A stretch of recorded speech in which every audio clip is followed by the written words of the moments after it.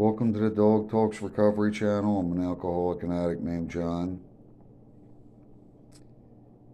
22 February 2022 or 2/22/2/22. Tuesday. The bomb. Daily reflections. Guidance. This means a belief in a creator who is all-powerful, justice, and love. A God who intends for me a purpose, a meaning, and a destiny to grow, however haltingly, towards his own likeness and image, as Bill sees at page 51.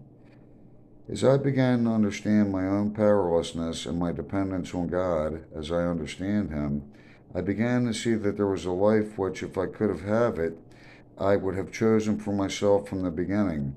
It is through the continuing work of the steps and the life in the fellowship that I've learned to see that there is truly a better way into which I am being guided.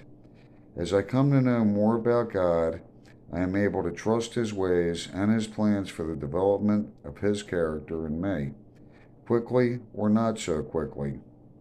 I grow towards his own image and likeness. And as I say all the time, people, my sponsor told me some things take months and years, not days and weeks. I say it all the time because it's so true.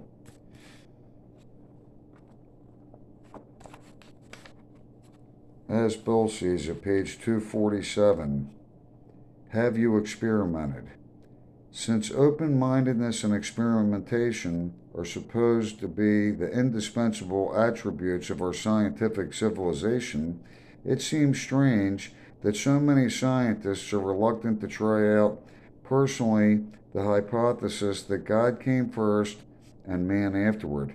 They prefer to believe that man is the chance product of evolution, that God the Creator does not exist. I can only report that I have experimented with both concepts and that in my case, the God concept has proved to be a better basis for living than the man-centered one. Nevertheless, I would be the first to defend your right to think as you will. I simply ask this question. In your own life, have you ever really tried to think and act as though there might be a God? Have you ever experimented?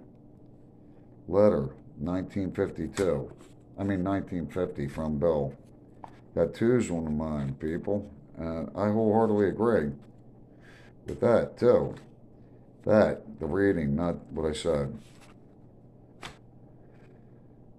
Okay. Page 36, a second rule. Quiet Moments with Benedict Groeschel. A second rule that one might make for the intelligent use of this inspiration of the Holy Spirit in one's life is to always keep in mind that whatever things we see or learn, be they from our senses or from internal inspiration, are always deeply colored by our own subjectivity. When you hear the purest message from God, it is somewhat warped and fitted to your own ears. This is not because of any weakness of the message, but because of how humans perceive things. Peter and Paul both struggled to be guided by the Holy Spirit, and they arrived at different answers to the same questions. Those who make the guidance of the Holy Spirit an important part of their lives should be carefully keep in mind that when 5 people read a Bible or a cookbook, they all read slightly different things. It can be an intolerable arrogance to impose one's interpretation of the Holy Spirit's inspiration on someone else and be absolutely sure that one is right. And I could not agree more with any of that. Basically every day. I'll say this. I'll just add this, and then I will timestamp it for the prayers that you might want to stop it before that for that exact reason. But I can read the book, that big book, or the big book, the white one behind it, and every time I read it, I read something differently. So of course, as humans, exactly what it says. And really, it's a much better thing to live by peaceful and loving example than to push my opinion or have anybody push anybody's opinion down, try to push it down someone else's throat. That like gets the exact opposite result. So now it's the prayer timestamp, and thank you for listening to the readings if you leave now. In the name of the Father, and of the Son, and of the Holy Spirit. Amen. Our Father, who art in heaven, hallowed be thy name. Thy kingdom come, thy will be done, on earth as it is in heaven.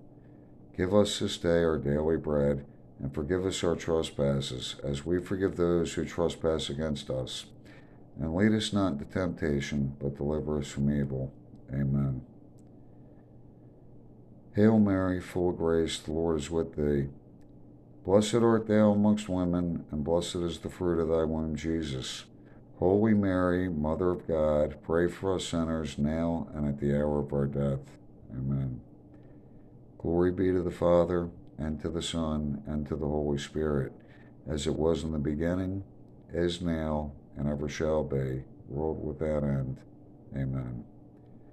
O my Jesus, forgive us our sins. Save us from the fires of hell. Lead all souls to heaven, especially those in most need of thy mercy. Saint Michael the Archangel, defend us in battle. Be our protection against the wickedness and snares of the devil. May God rebuke him, we humbly pray. And you, O Prince of the heavenly host, by the power of God, thrust into hell Satan and the other evil spirits who prowl the world for the ruin of souls. Amen. Hail, Holy Queen, Mother of mercy, our life, our sweetness, and our hope. To thee do we cry, poor banished children of Eve. To thee do we send up our sighs, mourning and weeping in this valley of tears. Turn then, most gracious Advocate, thine eyes of mercy towards us, and after this our exile, show unto us the blessed fruit of thy womb, Jesus. O clement, O loving, O sweet Virgin Mary, pray for us, O Holy Mother of God, that we may be made worthy of the promises of Christ. Amen. Peace be with you, and peace be with your spirit. And no matter when, what day, what month, what year you hear any single one of these readings, they are timeless, and the date doesn't really matter, except as a reference if you ever want to go back and read it again. Other than that, they apply every day of the year, 24/7 for me. Thank you, and please pass this along to anyone. If you hear it and you feel someone might benefit from it, by all means, pass it along. Thank you. Peace.